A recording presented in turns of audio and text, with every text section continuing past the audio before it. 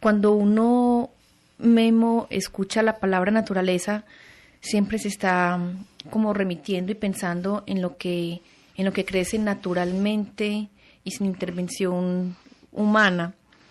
Y qué bueno sería que usted nos ampliara un poco el asunto de la naturaleza, porque vemos que de pronto tanta intervención humana en un asunto que debería ser tan natural, pues puede estar influyendo no únicamente en nuestro presente, sino que puede estar marcando definitivamente el futuro. Sí, a ver, partimos de la base de que nosotros mismos somos parte de la naturaleza. Se entiende por naturaleza todo aquello que hace parte de lo existente. Y dentro de lo que hace parte de lo existente, o lo que configura lo existente, es lo que nosotros llamamos vida. O sea que cualquier cosa que pase en cualquier sitio, en cualquier tiempo, nos terminará afectando a todos, porque la naturaleza es un sistema. Es un sistema donde todo es interdependiente, o sea, cada cosa depende la una de la otra y todo está interconectado. Entonces, si en un momento determinado alguien me corta un pedazo de uña y lo analiza y analiza los componentes que hay en esa uña y después compara eso con un pedacito de piedra, va a encontrar que los componentes son los mismos, simplemente que se encuentran en cantidades diferentes. Entonces, la naturaleza habría que empezar a verla primero a través de lo que dicen las religiones. La naturaleza es la creación de Dios, y esa ha sido pues la primera idea, porque nada de lo que hay en la naturaleza lo puede crear el hombre. Por ejemplo, el hombre no podía hacer piedras, no podía hacer tierra, no podía hacer agua, no podía hacer aire.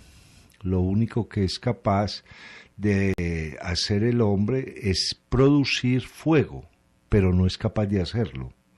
O sea, alguien dice en un momentico, voy a hacer un fuego aquí. No hay forma. Lo es capaz de producirlo, junta un elemento con otro, produce la chispa, esa chispa llega a un elemento seco y se puede encender. Pero la naturaleza está compuesta por lo que nosotros llamamos materias primas. Esas materias primeras que son fruto de una evolución en el universo, para los creyentes son fruto de la creación de Dios, y que el hombre está incapacitado para crear nada que no sea de la naturaleza. Entonces, veríamos ese primer término desde las religiones como la creación de Dios, desde la filosofía. La naturaleza es lo que configura el ser del mundo. O sea, el mundo o el universo, como nosotros lo entendemos, es un compuesto de gases, vegetales, minerales, agua, fuego, un montón de cosas que nos llevarían a configurar un único ser absoluto donde todos nos damos de una u otra manera. Y esa naturaleza es lo que nos permite ser inteligentes. Y aquí hay otra cosa que ha sido muy importante, sobre todo cuando se habla de antropología, de cómo el hombre es capaz de amoldarse al mundo, porque es el animal que más fácil o que más facilidades ha tenido para leer el mundo. Y es una cosa interesante de cómo nosotros no somos capaces de crear nada que no se parezca al mundo y que no se parezca a la naturaleza. Y lo que es más importante, todo, absolutamente todo, desde un jugo de naranja hasta la computadora más moderna, han nacido de la naturaleza. O sea, los elementos de que se compone esa máquina, de que se compone la tecnología, son sacados de la naturaleza. Los modelos son tomados de ahí. Claro, son incluso tomados de ahí. Y podríamos hablar de lo virtual, de somos capaces de producir imágenes, llevar una cosa de la otra, siempre y cuando existan los medios naturales para llevar a cabo esa tarea. Entonces la naturaleza es lo que es, como diría el doctor Soto, necesariamente necesario para poder configurar, crear o comprender algo. Porque hay algo que también es muy interesante. Por más que imagine el hombre, por más que evada la realidad, toda esa evasión o toda esa imaginación lo hará con base en la naturaleza. No es capaz de concebir nada que no esté por fuera de los referentes naturales. El hombre, cuando se pone en pie, como decíamos en algún programa, cuando comienza a ser lento, empieza a tener una percepción mucho más profunda del medio natural. Y al tener una percepción mucho más profunda del medio natural, lee la naturaleza y aprende de la naturaleza. Eso ya lo decía Galileo, decía, nosotros estamos buscando en los libros lo que la naturaleza nos dice a gritos. Porque la naturaleza le ha permitido al hombre crear una serie de elementos y de recursos que ese hombre ha copiado de la misma naturaleza, incluso recursos que son creación humana, como las matemáticas y el lenguaje, solamente son posibles si hay naturaleza. Si no hay naturaleza, pues de nada valdrían los números, de nada valdría la geometría, de nada valdría el cálculo, porque todo eso es aplicable a la naturaleza y le ha servido al hombre para poder medir esa naturaleza. Lo mismo que sucede con el lenguaje.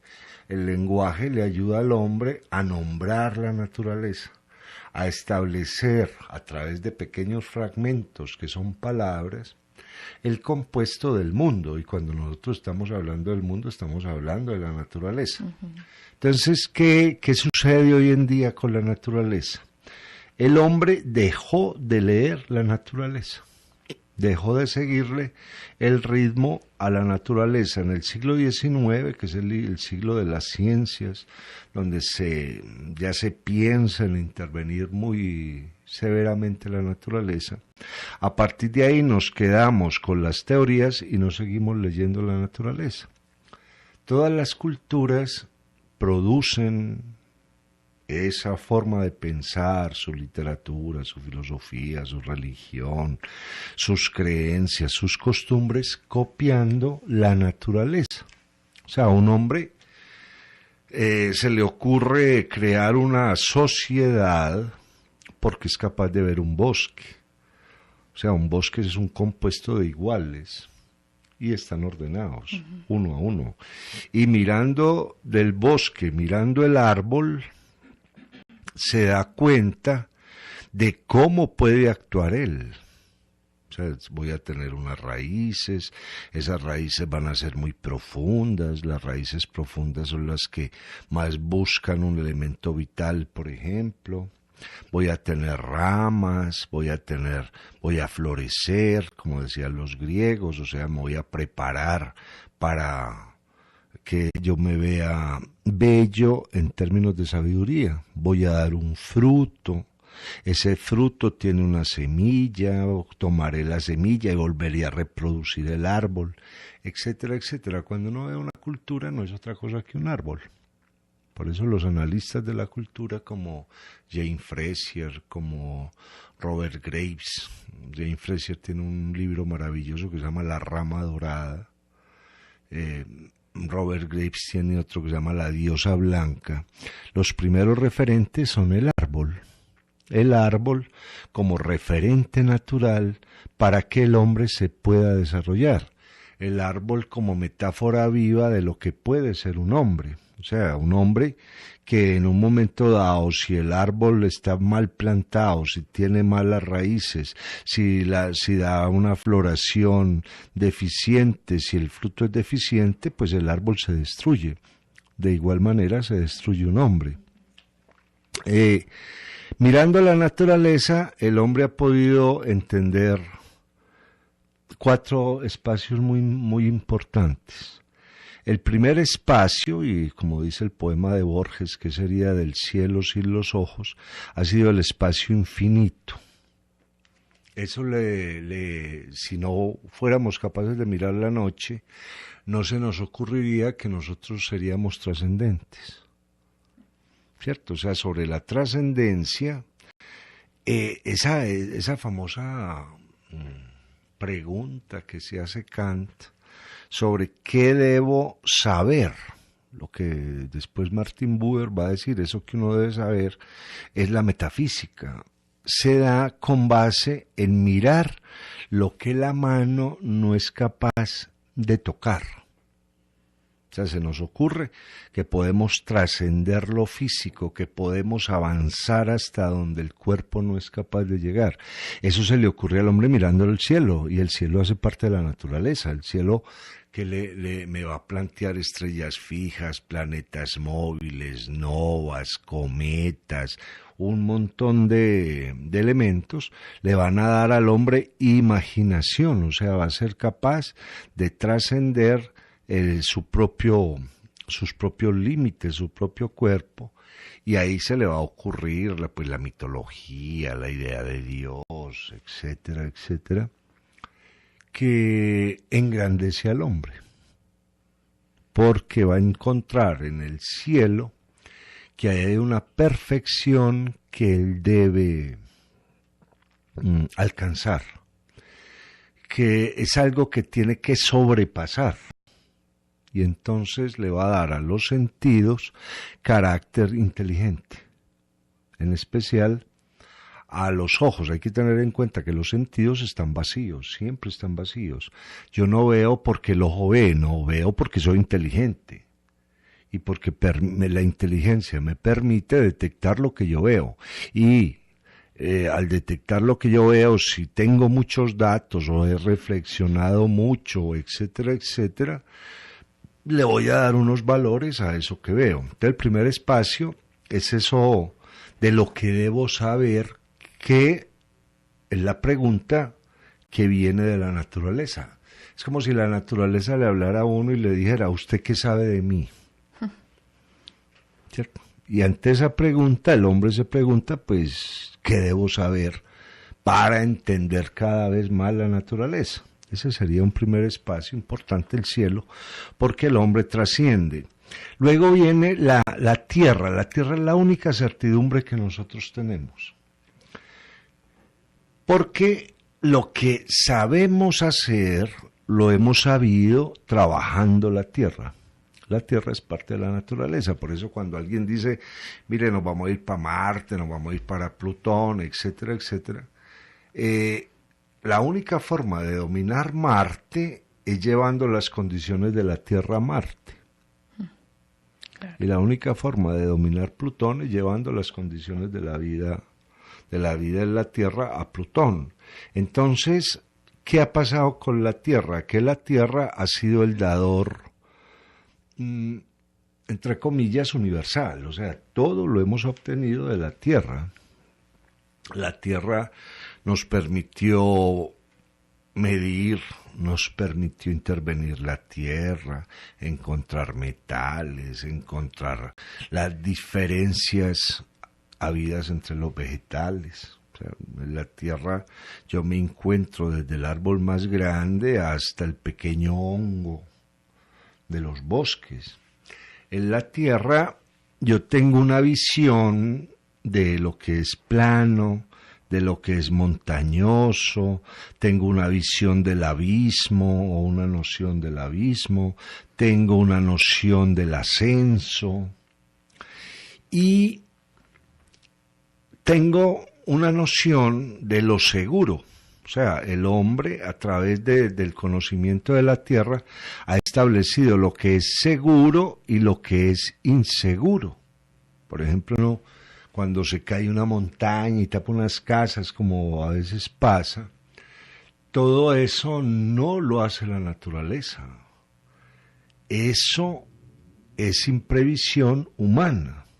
De hecho, cada vez que usted mira una montaña y las formas que tiene la montaña, todas esas formas se deben primero a un terremoto, ¿cierto?, que reconfiguró la forma de la Tierra, y al reconfigurar esa forma de la Tierra, las montañas después empiezan a formarse por derrumbes.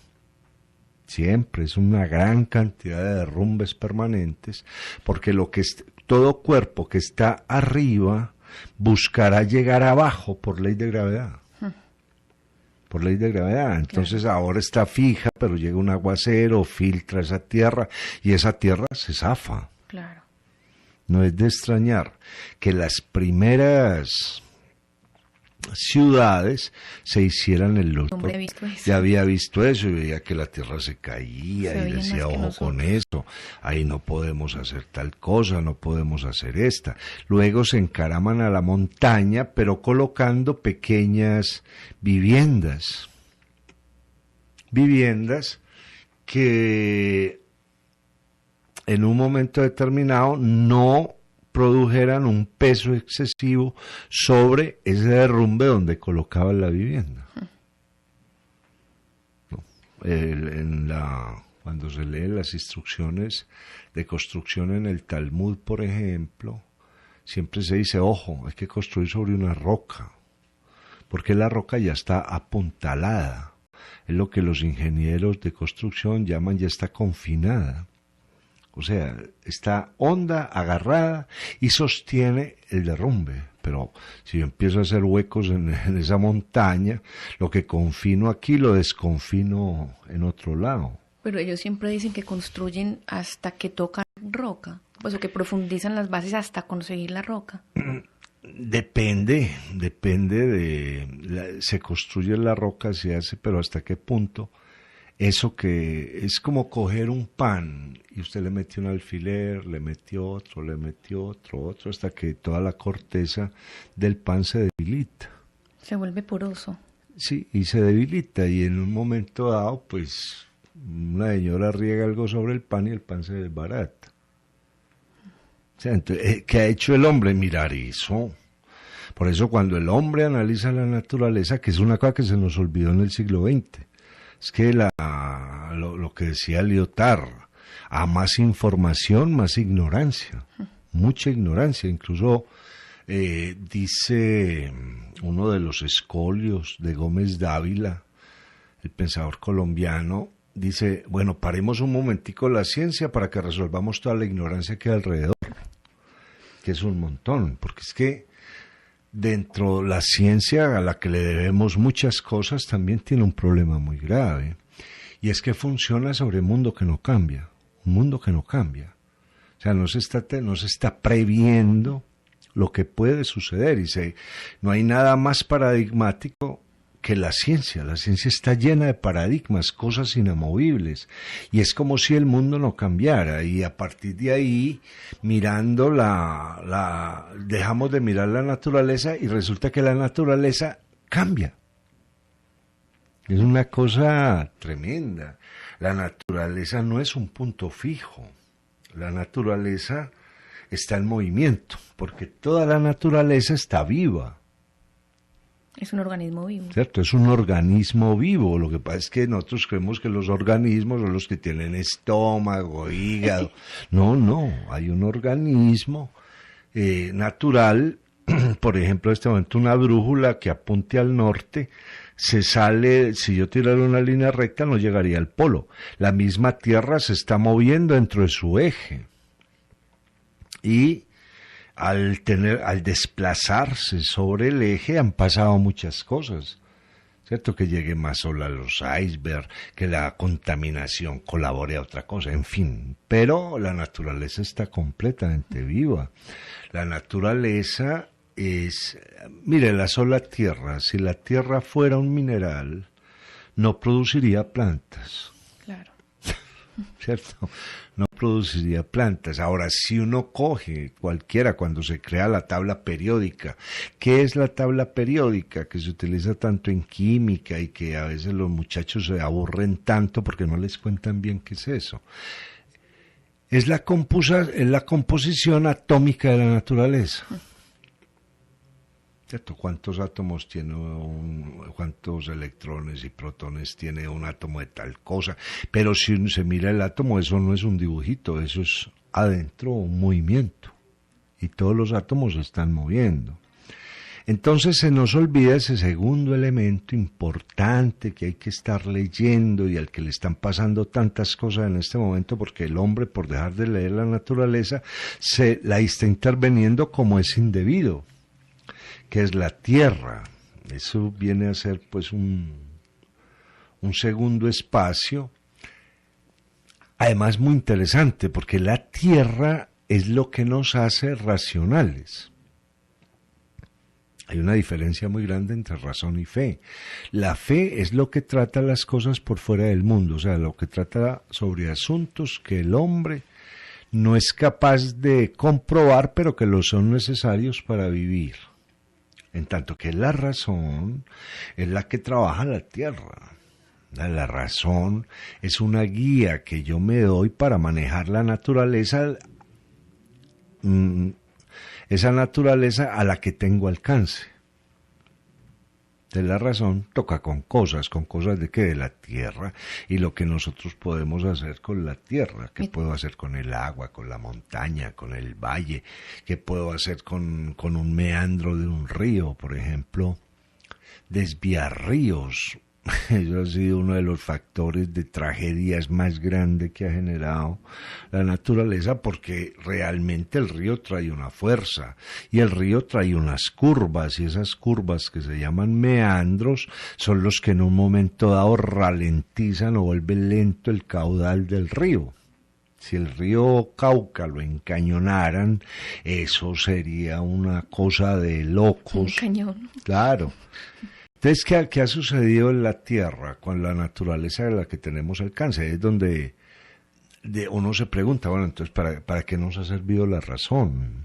Porque tendremos suficientes elementos racionales para saber qué se puede hacer y qué no se puede hacer, pero como que los ignoráramos todo el tiempo. Sí, claro. Hace poquito había ido una película africana, la película de Mozambique, donde hay una metáfora muy linda con una gacela.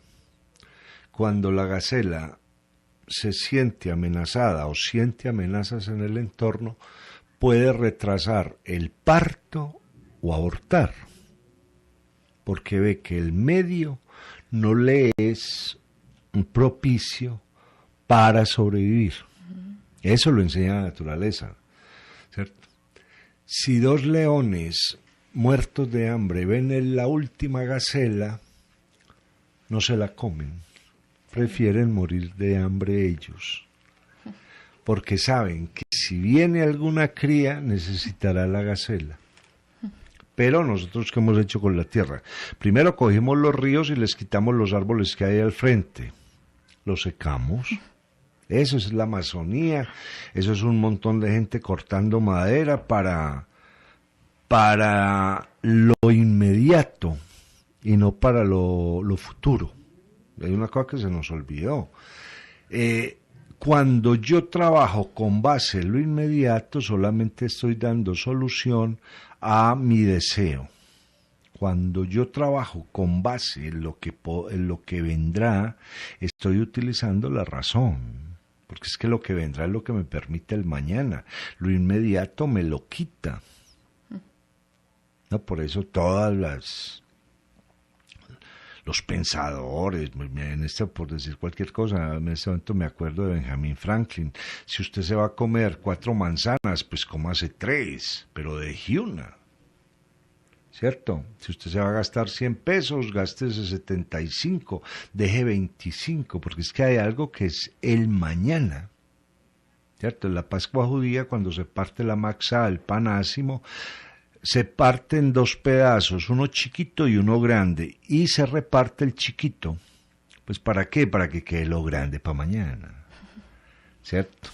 O sea, todo eso se le ha aprendido a la naturaleza, pero nosotros hemos cortado los árboles, hemos destruido, le hemos quitado el curso a los ríos, y todo eso que es interesante porque resuelve lo inmediato, daña el mañana. Entonces, al no saber manejar la naturaleza que tenemos al alcance, que sería la que tenemos en la Tierra y en lo más cercano a la Tierra, hemos perdido la razón. La razón, cuando uno por ejemplo, lee el libro de Al Gore, que es una verdad, que se llama Una verdad incómoda, o el video de esa verdad incómoda, ¿qué es eso? Cómo el hombre que elabora todo un mundo racional, que le permite entender y leer la naturaleza, en el siglo XX pierde la razón y destruye el libro que le permite vivir. Y ese libro que le permite vivir se llama la naturaleza. O sea, entendiendo cada paso de eso. Luego hay un tercer espacio que nos provee la naturaleza y es lo microscópico, que es otra cosa muy importante.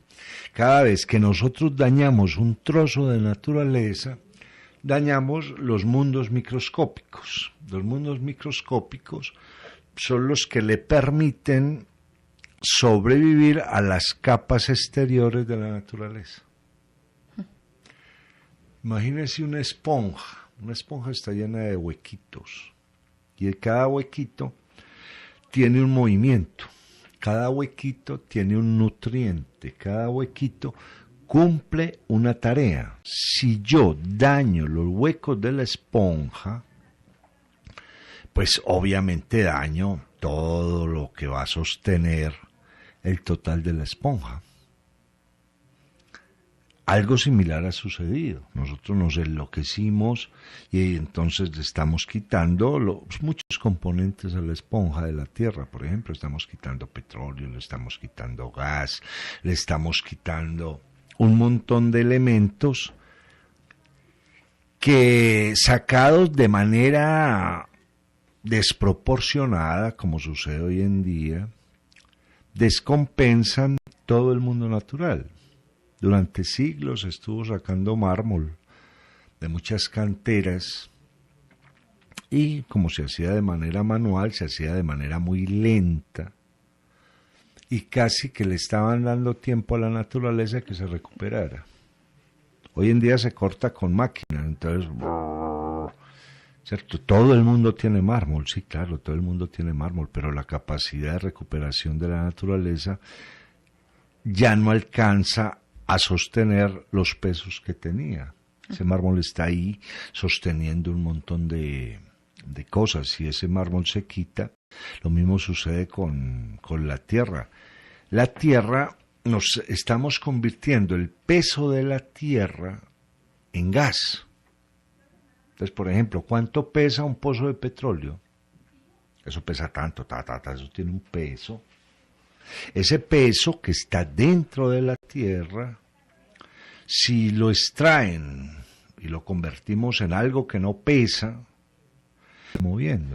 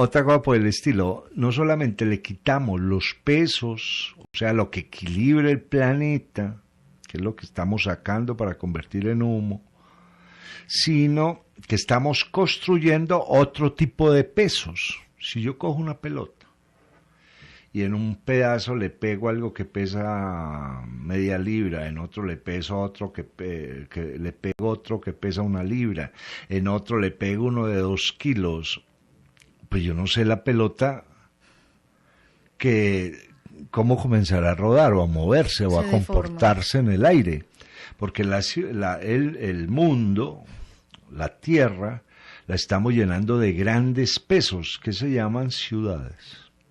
¿Cuánto pesa Nueva York? ¿Cuánto pesa Sydney? ¿Cuánto pesa Berlín? ¿Cuánto pesa Medellín? Dios mío. Y ahí hay un problema, porque son pesos exagerados. Un desequilibrio. Cuando el hombre construía casas, pequeñas casas, el peso pues simplemente se ampliaba por un lugar, pero no alcanzaba a desequilibrar. Ahora, si yo cojo y en lugar de casas monto edificios y cada edificio me multiplica por 10 o 15 el peso que había ahí, o por 40, en ese momento la pelotica recibe un peso adicional que no es capaz de controlar. No. Pues esto, simplemente aquí como estoy haciendo aquí, rayando y viendo qué puede pasar. Entonces se nos pierde la idea de lo micro, o sea, lo micro es lo que sostiene la Tierra. Un montón de seres, un montón de pequeños espacios a los que estamos aplastando, los estamos saqueando, les estamos quitando absolutamente todo.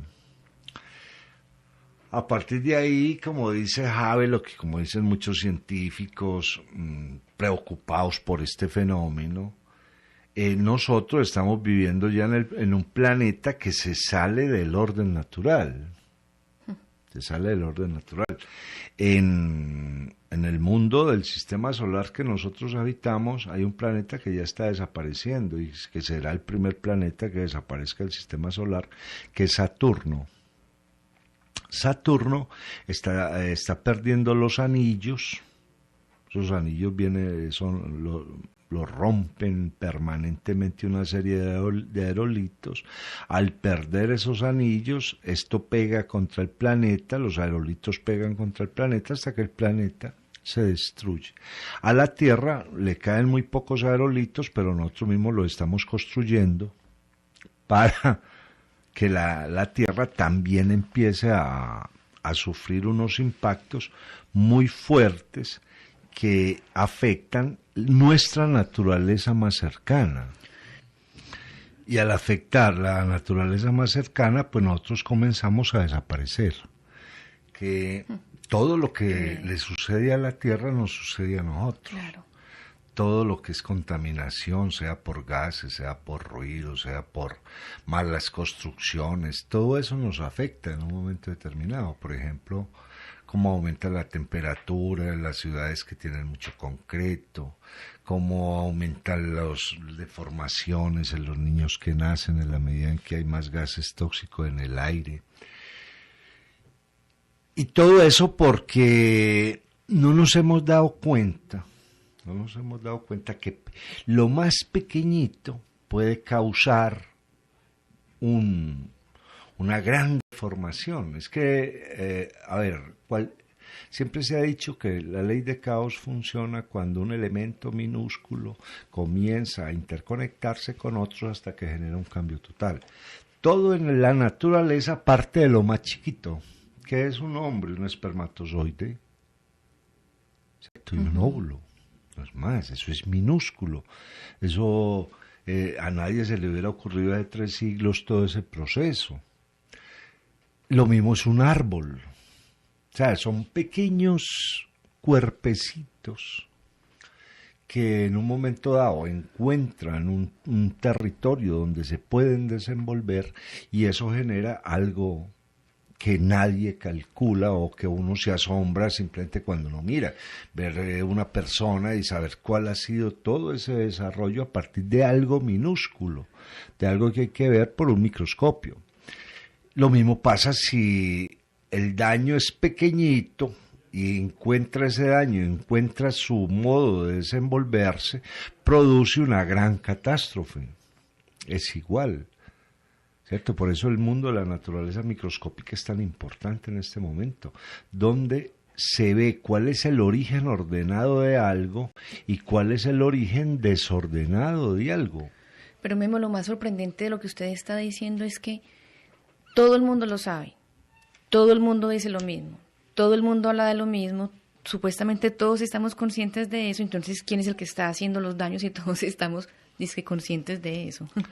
A ver, si esa es una muy buena pregunta.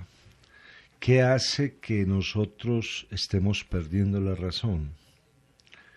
El convertir la naturaleza del hombre, la naturaleza humana, en una mera naturaleza del deseo por lo inmediato.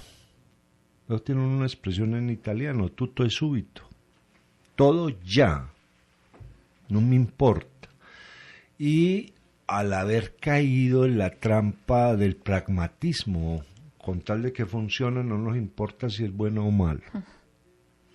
Entonces, caídos en el tutto è subito y en el pragmatismo, que supuestamente fue creer que transformar sin importarnos las consecuencias era una muestra de inteligencia. Eso es el 90% del mundo en el que vivimos, donde nosotros nos hemos vuelto unos transformadores increíbles para abastecer mercados que ya en este momento están quebrando, simplemente porque no el mismo mercado se encargó de demostrar que él fracasa si está saturado, ¿cierto? Si hay saturación, el mercado tiene que fracasar. Entonces, a partir de ahí, las riendas las cogieron los pragmáticos enloquecidos por tener una cosa tutto y súbito, todo y ya. La generación microondas, todo tiene que estar en 30 segundos. Claro, todo, claro, y ahora hay una cosa que es elemental. La naturaleza ha enseñado una cosa muy simple, todo es lento, todo es completamente lento. Dios mío. ¿Cierto? Un ser humano se demora 9 meses para nacer, se demora 18 años para acomodarse en el mundo, el de un elefante más, cuánto se demora una montaña para formarse, el mismo mar, todo es de una lentitud impresionante. El tiempo, si tomáramos la metáfora del tiempo, se ha encargado de demostrar que todo lo que es mejor necesita tiempo. O sea, a mí no se me ocurre pensar en Einstein pensando cambiar la física en 2 días. Realmente se gastó pues toda una vida, ¿cierto? O en escribir señales de doble de un día para otro, o cosas por el estilo. O sea, perdimos, nos dejamos enloquecer por lo poquito que sabemos hacer ya, y lo queremos hacer ya. Que cuando uno analiza las empresas, ¿qué hacen las empresas? Producen lo más fácil de producir, porque lo pueden producir ya, pero nunca se están preguntando si eso se puede mejorar, ¿cierto? Entonces todo el mundo hace lo fácil. Todo hace lo fácil. Nadie se arriesga vamos a cambiar esto. No, todo el mundo está haciendo lo fácil.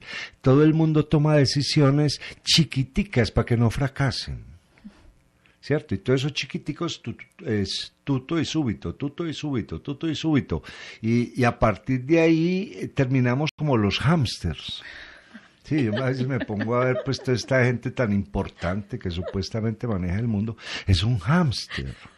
Es alguien a toda velocidad dándole vuelta a una rueda y cuando se logren salir de la jaula se suicidan. Ay, no, ¿qué es eso? Se suicidan, sí, claro, no, es y vale la pena la crítica. La sociedad hámster, ¿cierto? Hace lo mismo permanentemente y hasta que le da el infarto. hasta que le da el infarto. Es muy interesante, yo creo que va a llegar un momento en que en las tumbas el epitafio va a ser igual. Hizo todo esto, hizo todo el tiempo lo mismo, hasta que lo mismo lo mató. No hay más datos de ese señor. No, eso suena muy crítico y da risa, pero es un estado de stulticia tremendo, ¿cierto? Es un estado muy violento que además está acabando con la condición humana. Por eso los anillos de Saturno le sirvieron a Sebald, escribió una novela que se llama Los anillos de Saturno, para decir que le pasa a Saturno, al hombre le está pasando lo mismo que le pasó a Saturno. Está destruyendo su última naturaleza, que fue la humanidad. ¿Cierto? Ay, Dios. O sea, cuando nosotros nos parecimos a la naturaleza y tomamos un ritmo natural de entendimiento de nosotros mismos, de entendimiento de lo que queríamos, de repente empezamos a destruir eso también. Entonces empezamos a destruir los anillos como las costumbres, la moral, los principios, los valores, no sé qué, y en este momento nos están pegando todo tipo de aerolitos a nosotros mismos y nosotros pues simplemente estamos desapareciendo. Ay, Dios. Porque hay una cosa muy interesante con esto de la naturaleza. Si la naturaleza se afecta, yo me afecto. Si la naturaleza se daña, yo me daño. Si la naturaleza desaparece, yo desaparezco. Y no creo que tengamos la suficiente paciencia o sentido común para desandar lo mal andado. Es muy, pues yo no sería apocalíptico ni entraría pues en esos mundos de que nos vamos a destruir, no sé qué. No, pero sí se destruye la mayoría, completo, ¿cierto? Y esa mayoría se destruye, quedan unas minorías que logran sobrevivir por X o Y razón, porque hay gente que se amolda a las peores condiciones, por lo que sea, y eso vuelven y construyen lentamente, mientras la naturaleza en la Tierra se recupera. Porque en la naturaleza general, la Tierra simplemente es una úlcera cancerosa, Dios no es mío. más, pero al Sol, ahí va el Sol, y ahí va la Vía Láctea, y ahí va la galaxia Andrómeda, esos están tranquilos, allá no están haciendo nada. Allá no hemos llegado, ¿Cierto? no hemos logrado ¿Cierto? llegar. Entonces, es un cuerpo entero, supongamos que la naturaleza fuera un cuerpo, y hay una parte donde una avispa le enterró el chichón, el chiche, ¿cierto? Eso está afectado. Esa naturaleza se encargará de curar eso. Ahora, ¿qué sucede en la zona donde la picó el chiche? Pues que se dañó. Y eso es lo que no hemos querido entender, porque no leemos la naturaleza, y lo que es peor, no leemos lo que el hombre a lo largo de la historia, que es muy corta, son apenas 4.000 años, escribió sobre la naturaleza. La naturaleza viene reflexionada para que no se nos olvide, que si uno se lee el Pentateuco, la Torá, ahí dice cómo cuidar la naturaleza, qué nos podemos comer, qué no nos podemos comer, cómo nos vamos a organizar. O sea, es que eso es muy simple, eso es tremendamente simple. Y eso no se hizo para unos señores de hace 4.000 años, no, eso se hizo para que el hombre haga parte de la naturaleza. ¿Cierto? Haga parte de la naturaleza. Es que me acuerdo de una frase que hay en el Talmud que es muy fuerte, que dice: no le pida a Dios si antes no le ha agradecido. Si una persona pide, pero lo que tiene no lo maneja bien, eso que tome lo dañará también. Lo dañará también. Entonces, a partir de ahí, ¿de qué vale que nos suceda un milagro? No es que primero tenemos que agradecer lo que hemos construido, primero hay que revisar qué hemos hecho, porque el milagro no vendrá, pues cómo, y no lo vamos a saber manejar, Claro. ¿cierto? Si yo mismo he destruido hacia atrás, pues lo que me llegue de adelante también lo daño.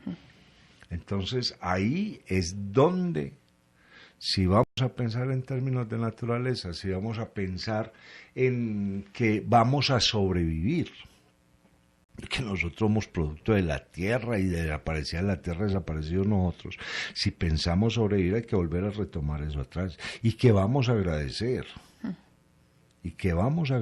primero, porque la mentalidad es la destructora.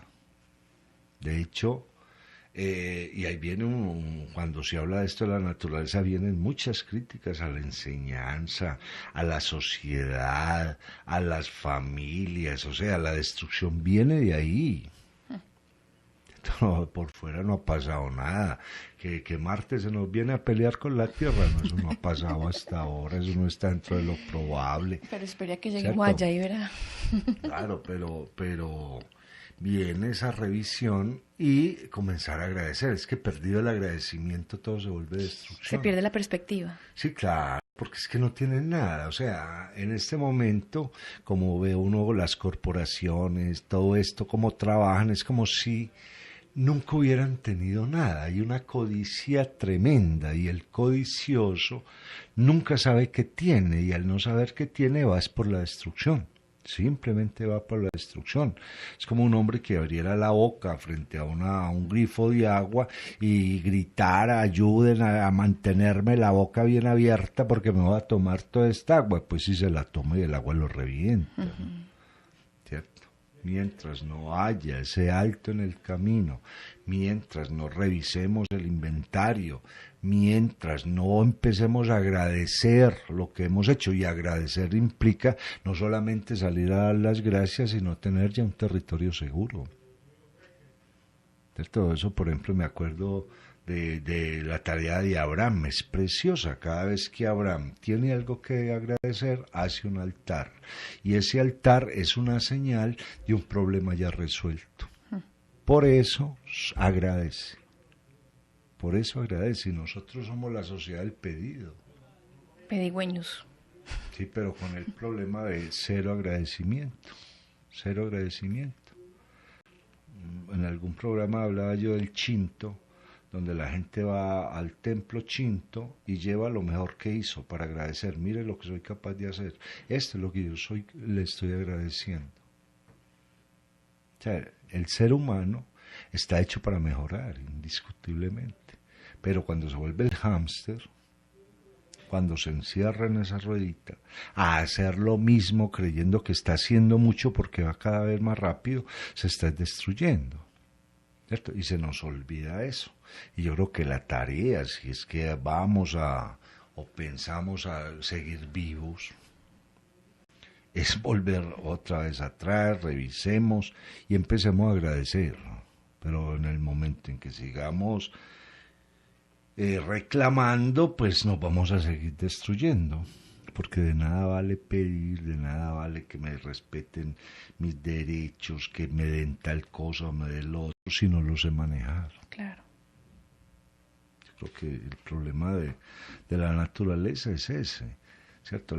Por eso hay una frase que había en la Universidad de Salamanca que dice: lo que natura no da, Salamanca no lo pone. Si nosotros no somos conscientes de que somos parte de la naturaleza, por más teorías que elaboremos, no vamos a ser capaces de salir del problema. Porque de todas maneras hacemos parte de eso que es lo existente. Hacemos parte de eso. Y hay que volver a pensar en esos términos. Si somos parte de la vida, si la vida es un sistema, como han demostrado los biólogos, los físicos, pues todo lo que yo haga afectará a otro. Todo.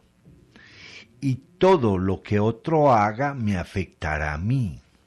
Este es un problema de interdependencias, de cómo dependemos unos de otros, y es lo que se hablaba del efecto mariposa. Lo más pequeñito, el aleteo de una mariposa, llegará a producir, si esa mariposa aletea en Chile, a lo mejor produce un terremoto en China.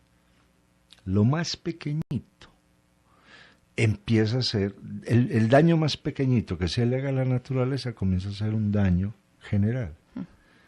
Entonces alguien dice: no, es que yo voy a botar esta basurita, como es chiquitica la puedo botar ahí, ya esa basurita es la que se vuelve después contaminación, la que se vuelve después todo lo terrible pues que estamos viviendo nosotros.